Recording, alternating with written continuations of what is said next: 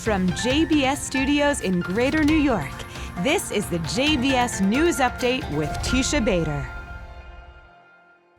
I'm Teisha Bader with the JBS News Update for Tuesday, June the 30th, 2020. Israeli Prime Minister Benjamin Netanyahu and other Israeli officials met today with U.S. Ambassador to Israel David Friedman and Special Middle East Envoy Avi Berkowitz in Jerusalem. Netanyahu said afterwards that he spoke about the question of sovereignty with the U.S. team. He said, "We're working on it and we will continue to work on it in the coming days," referring there to the U.S. peace plan and Israel possibly extending sovereignty to parts of the West Bank. Meanwhile, there are reports of a letter sent by the Palestinian Authority to the Middle East Quartet, made up of the United States, the United Nations, the European Union, and Russia. French news agency AFP cited text it saw from the letter that the PA said it was ready to resume direct bilateral negotiations with Israel, where they stopped. But they said that would not happen if Israel went ahead with any annexation. The letter reportedly also read, "We are ready to have our state with a limited number of weapons and a powerful police force to uphold law and order," that it would accept an international force to monitor compliance with a peace treaty with Israel, and proposed minor border changes that will have been mutually agreed based on the borders of June 4th, 1967. Pro-Israel lobby AIPAC is urging action against an anti-Israel letter that is circulating in the U.S. House of Representatives. The letter calls for conditioning and cutting U.S. assistance to Israel if it moves ahead with extending sovereignty to parts of the West Bank. The letter is spearheaded by Representative Alexandria Ocasio-Cortez, co-signed by Representatives Pramila Jayapal, Rashida Tlaib, and Betty McCollum. According to a copy obtained by the Jewish Insider, the letter states in part, "Should the Israeli government move forward with the planned annexation with this administration's acquiescence, we will work to ensure non-recognition as well as pursue conditions on the $3.8 billion in U.S. military funding to Israel." AIPAC says the letter directly threatens the U.S.-Israel relationship, would damage American interests, risk the security of Israel, and make a two-state solution less likely.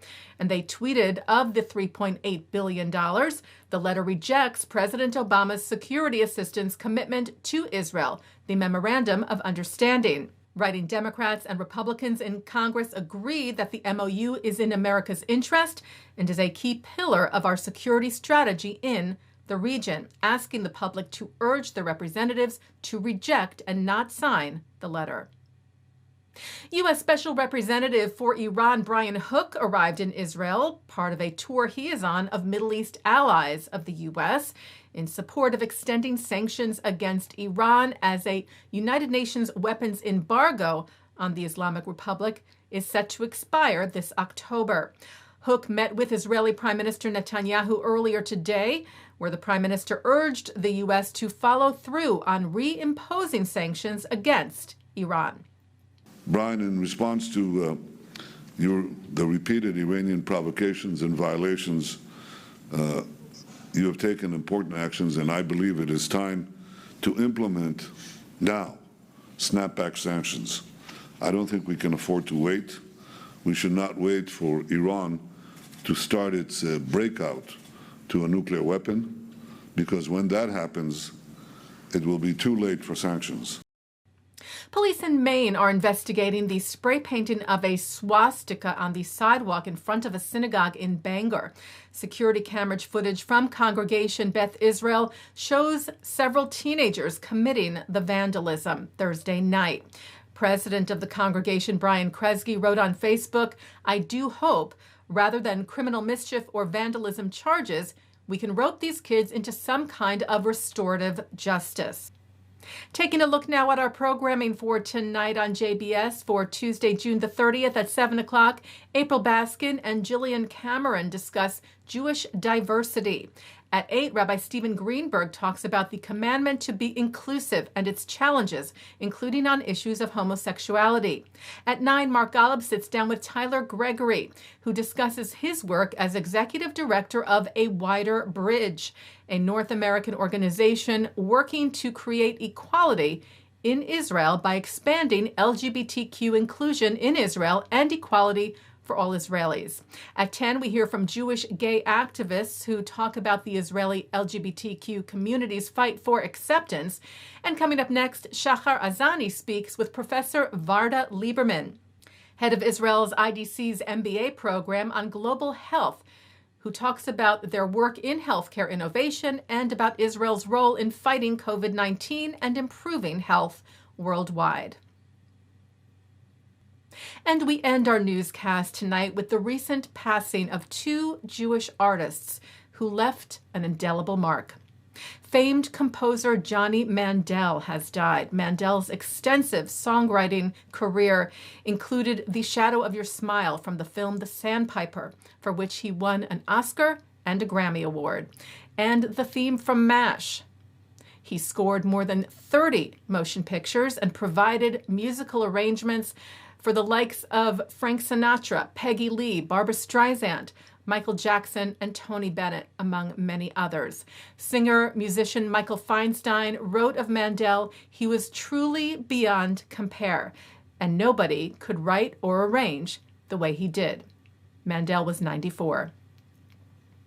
And legendary actor, writer, director, and comedy icon Carl Reiner has died. Reiner's long career began in the cast of Sid Caesar's Your Show of Shows, for which he won 2 Emmy Awards. He played the 2,000-year-old man in the iconic comedy skit with Mel Brooks. He created The Dick Van Dyke Show, which he won 5 more Emmy Awards for. He also acted in that show. Other acting roles included The Russians Are Coming, The Russians Are Coming, and It's a Mad, Mad, Mad, Mad World. Reiner directed such films as Oh God, The Jerk, and All of Me. He is also the father of actor-director Rob Reiner. NPR's Ted Robbins wrote, Reiner belonged to a generation of Jewish comics who helped define American comedy in the 20th century. Acclaimed director Ron Howard called Reiner a brilliant comedy talent with heart and intellect, whether writing, directing, producing, or performing. He wrote, try estimating how many times in your life this fella's work made you laugh. Carl Reiner died last night. He was 98 years old.